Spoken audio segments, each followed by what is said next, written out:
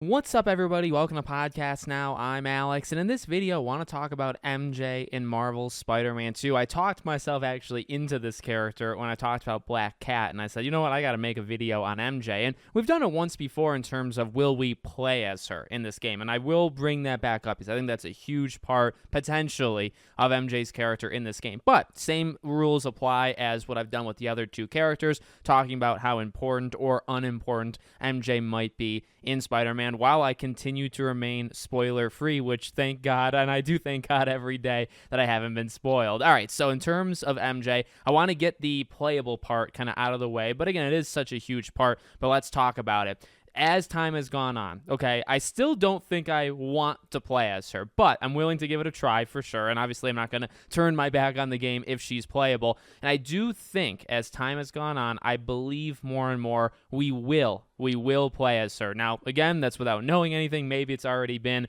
confirmed or whatever through these leaks and stuff that you do or you don't play as her. I think that you will, and I think it's going to be okay. I feel like they're going to take the necessary steps to make it a little bit more enjoyable. And honestly, after replaying Marvel Spider-Man like a month and a half, 2 months ago, it's not as bad as I remember it being. It's not great, but it's definitely not too bad. So I'm still up for it if it happens. Now, here's the thing. If you do play as her, obviously her part in this game becomes big, right? Because you think about the two playable characters, both of them have superpowers, and those are the primary characters of this game in Miles and Peter. So if you throw MJ in, I think it makes sense to balance kind of the superhero part with more of like the average Joe, like the human being stuff. Now, you could still play as Miles and Peter like day to day, walking the streets, doing chores, or whatever they may end up doing.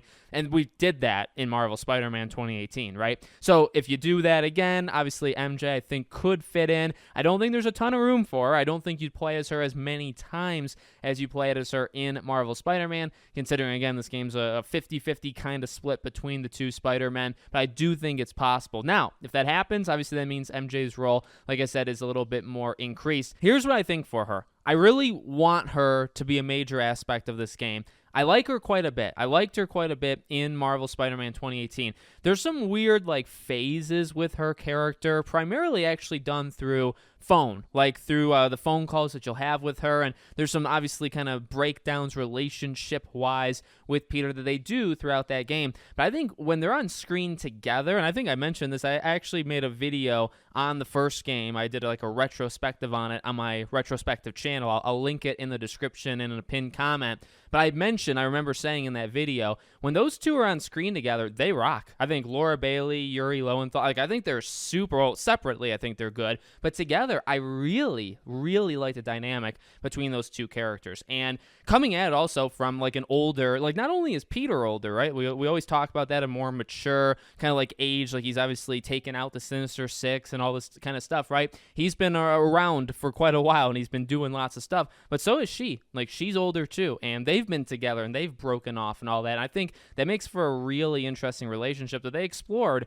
in the first game. So I really like them together and I want to see them together as much as possible in this game. And the added layer to it, I really am very interested to see the breakdown when it comes to the symbiote. That is almost in my soul or in my heart. I get scared. I get nervous for these fictional characters, right? To almost hate each other. I think that shows passion. That shows that they are good characters and you don't really maybe you're excited for it, but kind of well, I want to see what happens. I don't know if I want to see them broken up, right? Unless you're a Black Cat stan, right? You want Peter to go there, but it's going to be, I think, pretty rough. We talk about Peter with maybe Miles and pushing people away, when he has the symbiote. But the thing with MJ is going to be, I think, even more extreme because I do think the idea is they got closer in 2018. I think the time between those games and in those games, meaning the first game and then Miles and this game, I think that's given them more time to just get closer. I think the basic idea that we see in the trailer when they're together in this game is that they're really seriously together, right? I don't think anything besides something major is going to kind of break them off or break them up in this game. And so I think that's going to be kind of cool because you're going to see two characters that really care about each other and have been through a lot separately and have been through a lot together. And then you're going to have the symbiote tear that stuff apart. And then probably, hopefully, hopefully bring it back together once the symbiote is off of him. That's not guaranteed. That's definitely not guaranteed, though, so we'll have to keep an eye on that one. But that, to me, I know I'm spending so much time talking about it, but I think that's MJ's kind of biggest role in this game is you're going to see that relationship and how strong it is and how good it is and between two characters that we like and that work well together. I think acting, writing, all that stuff.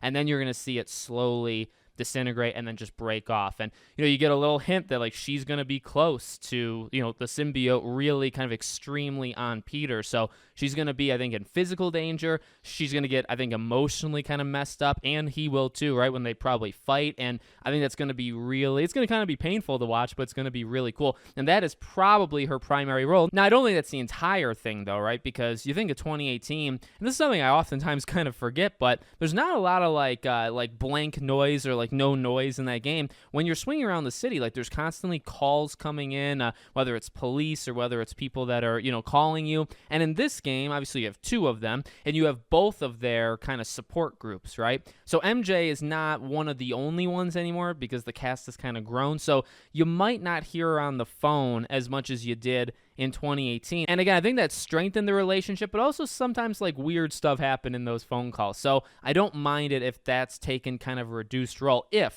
Okay, in this game, she kind of gets more of, like, a relationship role boost. Like, her primary thing is being that equal to Peter and seeing the relationship continue to blossom and then fall apart. If that's kind of the main thing that she does, and then also her interaction with Harry, because she clearly has it, and, Harry's condition doesn't just affect one person, it doesn't just affect Peter, right? It'll affect his dad and Norman, and it should affect MJ as well. So you have all that. So if that takes an increased role, and then maybe the playing as her part is almost equal, let's just say, but then, like, the phone calls, the more, like, I don't know, back and forth kind of things that you hear, just again to fill up noise in the game, if that's reduced, because you're going to have Genki call, you're going to have Harry call, you're going to have Rhea, like, all these people call, right? And more than just MJ, so you might hear from her less. I would take that. I think I would take that. So I'm really excited. I'm really excited to see what she's like in this game, and again, ultimately what happens, those kind of, I would assume to be iconic scenes. Obviously they haven't happened yet, but